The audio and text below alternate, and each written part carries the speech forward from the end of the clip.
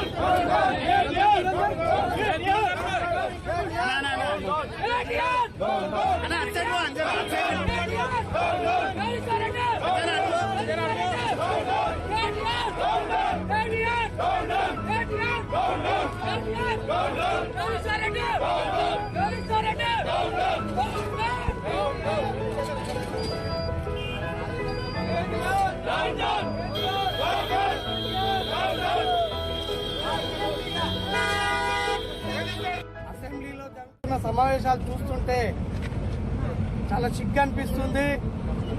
TRS party Congress party గెలిచిన తర్వాత జీర్ణించలేక నోటికొచ్చినట్టు మాట్లాడే విధానం ఏదైతుందో చాలా హేయమైనటువంటి చర్య.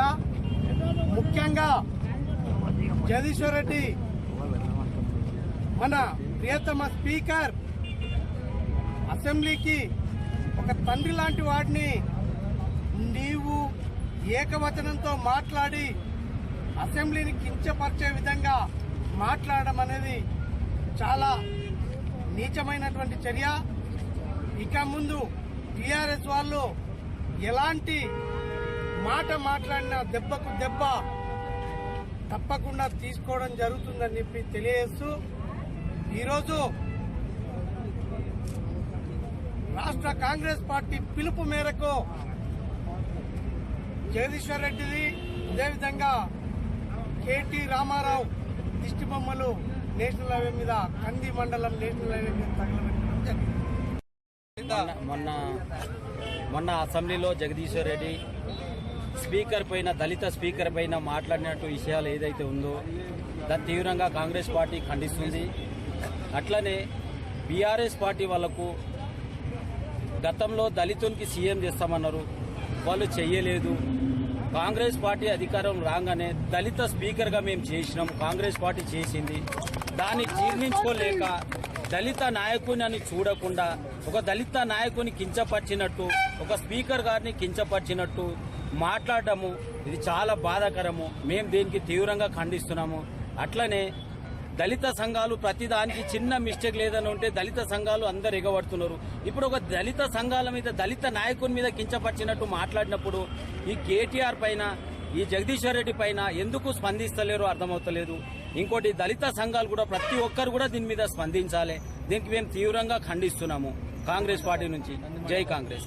తెలంగాణ కాంగ్రెస్ పార్టీ పిలుపు మేరకు ఈరోజు కంది మండలంలో కంది హెడ్క్వార్టర్ కంది గ్రామంలో మొన్న జరిగిన అసెంబ్లీలో దళిత గడ్డం ప్రసాద్ గారి యొక్క అనుచిత వ్యాఖ్యలు స్పీకర్ పైన మాజీ మంత్రివర్యులు జగదీశ్వర్ రెడ్డి గారు అనుచిత వ్యాఖ్యలు చేసినందుకు ఒక దళితుని ఆయన మీద వ్యక్తిగతంగా విమర్శించినందుకు కాంగ్రెస్ పార్టీ మీదపై ఖండిస్తున్నారు. ఉన్న కాంగ్రెస్ ఎమ్మెల్యేలు కూడా అసెంబ్లీలో ఇట్లా మాట్లాడొద్దని చెప్పి పెద్దలు కూడా చెప్పడం జరిగింది. అక్కడ ఎక్కడ కూడా నేను క్షమాపణ కోరనందుకు నేను అసెంబ్లీ నుంచి సస్పెండ్ చేయడం జరిగింది. మరి మాజీ మంత్రి వాళ్ళు జగదీశ్వర్ రెడ్డి కానీ కేటీఆర్ కానీ అహంకారపూరితమైన మాటలు వాళ్ళు ఏ విధంగా అంటే ఒక గుండాయిజంలా ప్రవర్తిస్తున్నారు. కానీ సమాజంలో ఈ విధంగా చేయడం, ఒక రాజ్యాంగ పరిధిలో ఉన్న ఏవైతే అన్పార్లమెంటరీ లాంగ్వేజ్ మాట్లాడతారో అది అందరూ కూడా ప్రజలందరూ గమనిస్తున్నారు. మరి ఈ విధంగా గడ్డం ప్రసాద్ మీద వ్యక్తిగత మీద మాట్లాడడం, స్పీకర్ అన్నట్టు ఒక అసెంబ్లీలో చట్టసభలలో ఆయన అధ్యయనంలో నడుస్తుంది కాబట్టి ఆ విధంగా మాట్లాడడం భావ్యం కాదని చెప్పి తీవ్రంగా ఖండిస్తుంది.